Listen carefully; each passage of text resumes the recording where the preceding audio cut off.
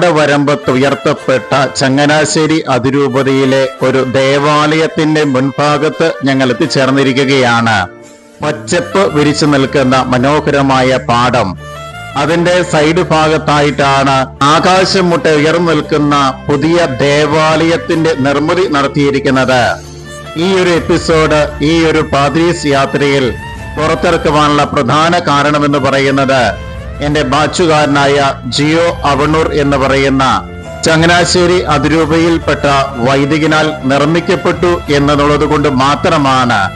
ഒരു കാലഘട്ടത്തിന്റെ, പ്രത്യേകിച്ച് 6 വർഷ കാലഘട്ടത്തിന്റെ ഒരു വൈദികന്റെ അക്ഷീണമായ പരിശ്രമത്തിന്റെ ഫലം അതൊന്ന് കാണുക, നേർക്കാഴ്ചയായിട്ട് ഒപ്പിയെടുക്കുക എന്ന ഉദ്ദേശത്തോടു കൂടിയാണ് ഈ ഒരു ദേവാലയം കാണുവാൻ വേണ്ടി അനുജനോടൊപ്പം ഞാൻ ഇവിടെ എത്തിച്ചേർന്നത്.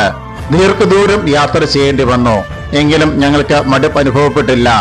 വേഴാമ്പ്ര എന്ന് പറയുന്ന ചങ്ങനാശ്ശേരി അതിരൂപതയിൽപ്പെട്ട ഈ ഒരു പുതിയ ദേവാലയം കാണുവാൻ വേണ്ടി മാത്രമായിട്ടാണ് ദീർഘദൂരം യാത്ര ചെയ്ത് പാലായിൽ നിന്ന് ഈ ഒരു സ്ഥലം വരെ ഞങ്ങൾ എത്തിച്ചേർന്നിരിക്കുന്നത്.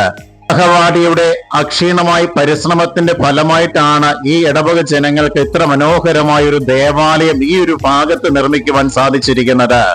വർഷങ്ങളുടെ ഒരു കഠിനാധ്വാനം ഇതിന്റെ പിന്നിലുണ്ട്. ഈ ഒരു കഠിനാധ്വാനത്തെ നോക്കിക്കാണുവാനും അഭിനന്ദിക്കുവാനും വേണ്ടിയിട്ടാണ് ഇവിടെ ഞങ്ങൾ എത്തിച്ചേർന്നത്.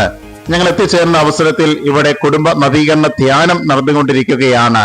ദേവാലയം കൂദാശ ചെയ്ത ഉടനെ തന്നെ തിരുശേഷിപ്പ് പ്രതിഷ്ഠ നടത്തി അടുത്ത ഘട്ടം എന്ന പോലെ ഇവിടുത്തെ വികാരിയച്ചൻ ചെയ്തത് ഈ ഒരു ഇടവകയുടെ കുടുംബ നവീകരണം നടത്തുക എന്നുള്ള ഉദ്ദേശത്തോടുകൂടി ഇവിടെ കുടുംബ നവീകരണ ധ്യാനം വയ്ക്കുകയാണ് ചെയ്തത്.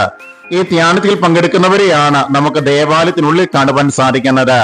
എന്റെ പ്രധാന ഉദ്ദേശം ദേവാലയത്തിന്റെ ആകമാന ഒരു വീക്ഷണം എന്റെ വീഡിയോയിൽ പകർത്തുക എന്നുള്ളതാണ്.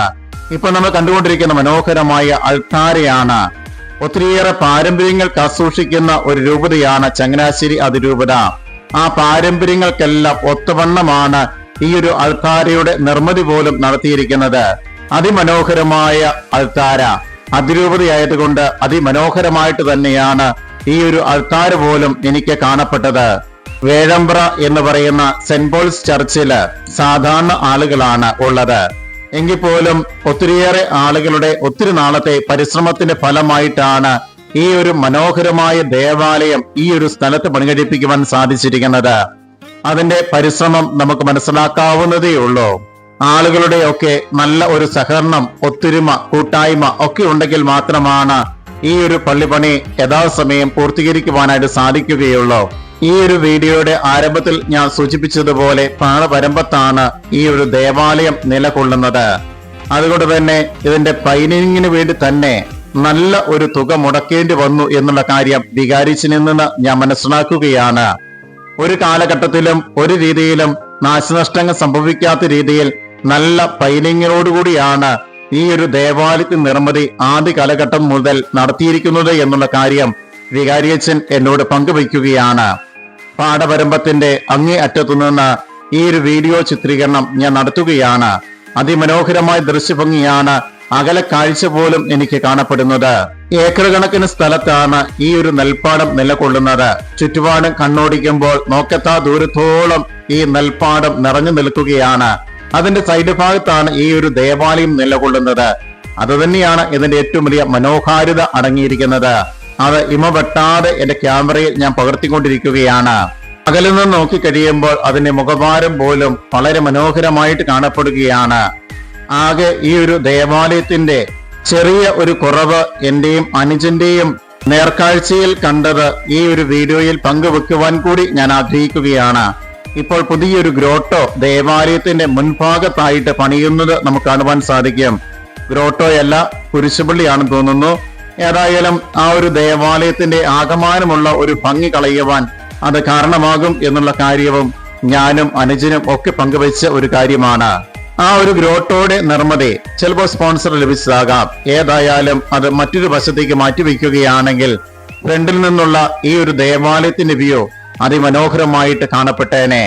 വീഡിയോയിലും ഫോട്ടോയിലും ഒക്കെ അതിമനോഹരമായിട്ട് ഈ ഒരു ചിത്രീകരണം നടത്തുവാൻ ഏറെ എളുപ്പമായേനെ. ഒരുപക്ഷെ ദീർഘനാളത്തെ ആലോചനയ്ക്കൊക്കെ ശേഷമായിരിക്കാം ഇതിന്റെ നിർമ്മിതിയും കാര്യങ്ങളൊക്കെ നടത്തിയിരിക്കുന്നത്. എങ്കിലും മനോഹരമായ ഈ ഒരു ദേവാലയത്തിന്റെ മുൻഭാഗത്തായിട്ട് ഇത്തരണത്തിൽ ഒരു കുരിശുപള്ളിയോ ഒരു ഗ്രോട്ടോയോ ആവശ്യമില്ലായിരുന്നു എന്നുള്ള ഒരു തോന്നലും ആശങ്കയും ഒക്കെയാണ് ഞാൻ പ്രധാനമായിട്ടും പങ്കുവെച്ചത്. കുറവായിട്ട് കണക്കാക്കേണ്ട, എങ്കിലും ദേവാലയം അതിമനോഹരമാണ്. തീർച്ചയായിട്ടും ഈ ഒരു ദേവാലയം പണിയുവാൻ വികാരിച്ചൻ എടുത്ത എഫേർട്ട് തീർച്ചയായിട്ടും മനസ്സിലാക്കാൻ സാധിക്കുന്നേ ഉള്ളൂ.